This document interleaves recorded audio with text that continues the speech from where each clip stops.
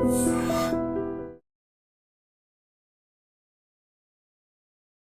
Day fertility అమ్మ అనే పిలుపుకు శ్రీకారం చుట్టండి. పొందండి ఉచిత మొదటి కన్సల్టేషన్, మొదటి స్కాన్. సంప్రదించండి 8880747474. మూసి ప్రక్షాళన చేస్తే తప్పు పడతారు.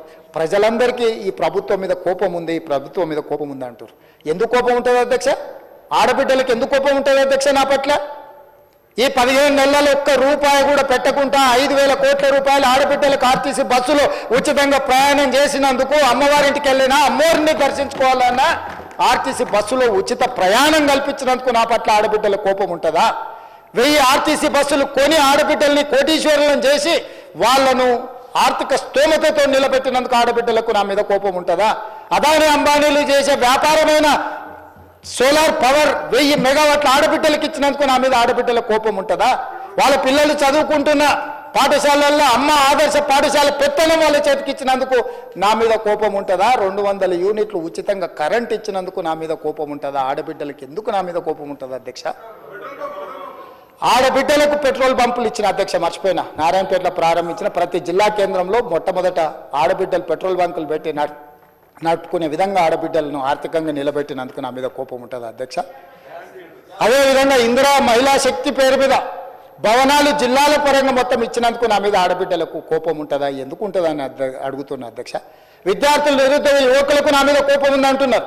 ఎందుకుంటుంది అధ్యక్ష? మొదటి సంవత్సరంలోనే 57,924 ప్రభుత్వ ఉద్యోగాలు ఇచ్చినందుకు నా మీద యువకుల కోపం ఉంటుందా? గ్రూప్ 1 పరీక్షలు 15 ఏళ్లలో నిర్వహించకపోతే నిర్వహించిన నా మీద 563 గ్రూప్ 1 అధికారుల పోస్టులు ఇచ్చినందుకు నా మీద ఉంటుందా? గ్రూప్ 2 పోస్టులు ఈరోజు ఇస్తున్నందుకు నా మీద కోపం ఉంటుందా? గ్రూప్ 3 పోస్టులు ఇచ్చినందుకు నా మీద కోపం ఉంటుందా? డిఎస్సి ఉద్యోగాలు ఇచ్చినందుకు నా మీద కోపం ఉంటుందా? పోలీస్ స్కూల్ నిర్మించినందుకు నా మీద కోపం ఉంటుందా? Young India integrated residential schools పెట్టినందుకు దళితుల, గిరిజనులకు, ఆదివాసులకు నా మీద కోపం ఉంటుందా? యంగ్ ఇండియా స్పోర్ట్స్ యూనివర్సిటీని పెట్టినందుకు నా మీద కోపం ఉంటుందా? అకాడమీ పెట్టినందుకు నా మీద కోపం ఉంటుందా? యంగ్ ఇండియా స్కిల్స్ యూనివర్సిటీ పెట్టినందుకు నా మీద కోపం ఉంటుందా? ఇన్ని ఈ యువకుల కోసం మెస్ ఛార్జీలు 40% పెంచినందుకు ఆ పిల్లలకు నా మీద కోపం ఉంటుందా? 200% ఆడబిడ్డల కాస్మెటిక్ ఛార్జెస్ పెంచినందుకు నా ఆడబిడ్డలకు, నా చెల్లెళ్లకు నా మీద కోపం ఉంటుందా? ఎందుకు ఉంటుందని నేను అడుగుతున్నా అధ్యక్ష. నా రైతులకు, తెలంగాణలో ఉండే రైతులకు, లక్షలాది మంది రైతులకు, 25,35,000 మంది రైతులకు 20,617 కోట్ల రూపాయలు 2 లక్షల వరకు రుణమాఫీ చేసినందుకు రైతులకు నా మీద కోపం ఉంటుందా? రైతులు పండించిన పంట సన్న వడ్లకు 500 రూపాయల బోనస్ ఇచ్చినందుకు నా మీద కోపం ఉంటుందా? దేనికోసం నా మీద కోపం ఉంటుంది అధ్యక్ష?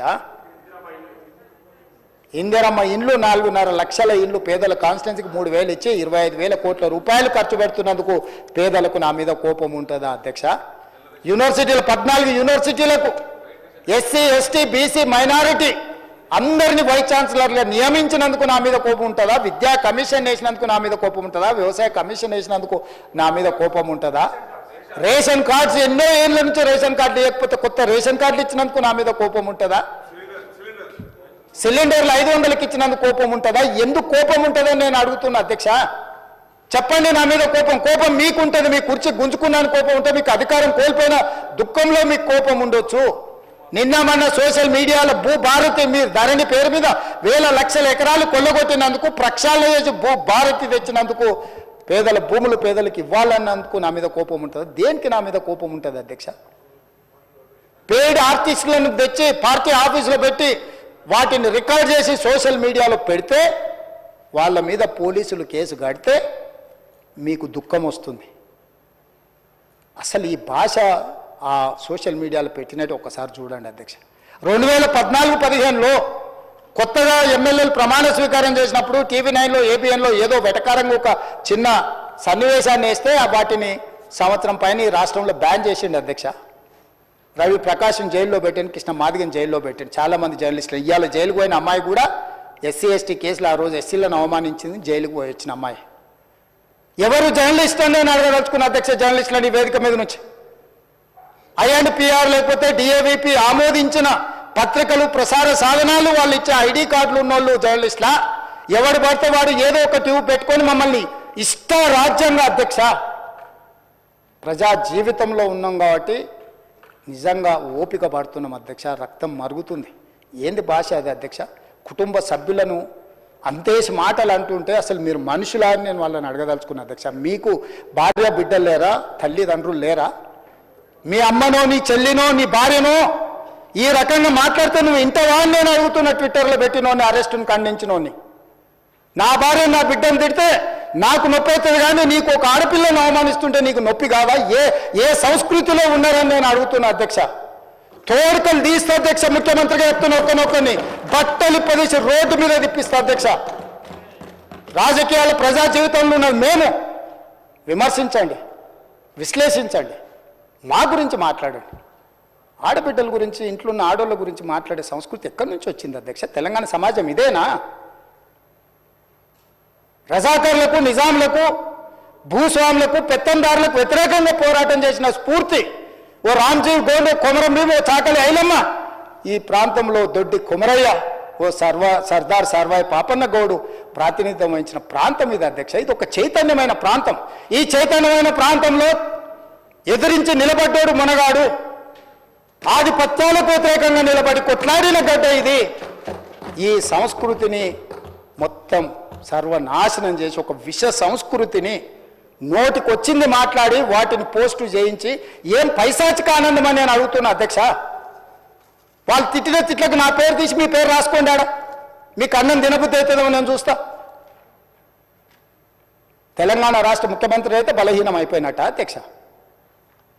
అట్లా అనుకుంటుర్రా? ఓపిక పట్టిన అధ్యక్ష, నేను మర్యాదకు ఉంటున్నా. మీకు ఎంతమంది ఉన్నారో తెలియదు. నాకు చికాకు వచ్చిందని తెలిస్తే లక్షలాది మంది పిల్లలు రోడ్డు మీదకి వచ్చి బట్టలు తీసుకొడతారు అధ్యక్ష ఒక్కడినొక్కడిని. నేను వద్దంటున్నా కాబట్టి, చట్టాన్ని గౌరవిస్తా కాబట్టి, చట్టాల పట్ల, శాసనాల పట్ల, ఈ భారత రాజ్యాంగం పట్ల మాకు సంపూర్ణమైన విశ్వాసం, నమ్మకం ఉంది కాబట్టి ఏమనుకుంటూ ఊరుకుంటున్నాం అధ్యక్ష. అది మా చేతగాని తనం కాదు. చంద్రశేఖరరావు గారు నీ పిల్లలకు చెప్పు, ఇది మంచిది కాదు, నువ్వు అనుకుంటున్నావేమో ఇట్లా ఏదో చేస్తే మానసికంగా కుంగదీసి దెబ్బతీసి రాజకీయంగా ప్రయోజనం పొందుదామని నువ్వేమైనా కలలుగా అంటే నువ్వు అనుకుంటున్నావేమో. అట్లా కుదరదు చంద్రశేఖరరావు. నేను చెప్పదలుచుకున్నా, హద్దు దాటితే, మాట జారితే దాని ఫలితం ఎట్లుంటుందో అనుభవిస్తారని నేను చెప్పదలుచుకున్నా అధ్యక్ష. పదవి ఎంతకాలం ఉంటుందని కాదు, ఎట్లా ఉన్నామనే దాన్ని నేను లెక్కగడతా అధ్యక్ష. ఆత్మగౌరవం చంపుకొని పదవి కోసం లాలూచిపడి దిగజారే రాజకీయాలు నేను చేయను అధ్యక్ష. ఉన్నంత కాలమే ఉంటా, నిటారుగుంటా, నికార్సుగుంటా. ఏది పడితే అది మాట్లాడితే ఇక నుంచి ఊరుకొని నేను చెప్పదలుచుకున్నా. మీరు అనుకుంటున్నాం ఏది పడితే అది బాగా మాట్లాడితే చెల్లిపోద్ది, లేకపోతే కోర్టుకు పోతే బెయిల్ వస్తుంది, లేకపోతే ఈడిపోతే అది వస్తుంది, ఆడిపోతే ఇది వస్తుంది, మానసికంగా మమ్మల్ని దెబ్బతీసి ప్రయోజనం పొందాలని. అవసరమైతే చట్టాన్ని సవరించే పని అని చేస్తాం. ఏం భాష అధ్యక్ష? ఒకసారి మీరు చూడండి అధ్యక్ష. ఆడపిల్లలు ఆ రకమైన భాషను వాడి ఆడపిల్లలే వాళ్ళ ప్లాట్ఫామ్లలో పోస్టింగ్ చేస్తే ఇది మంచిదా అధ్యక్ష? ఏం సాంప్రదాయం? తెలంగాణలో ఇట్లాంటి సాంప్రదాయం ఎప్పుడైనా ఉందా అధ్యక్ష?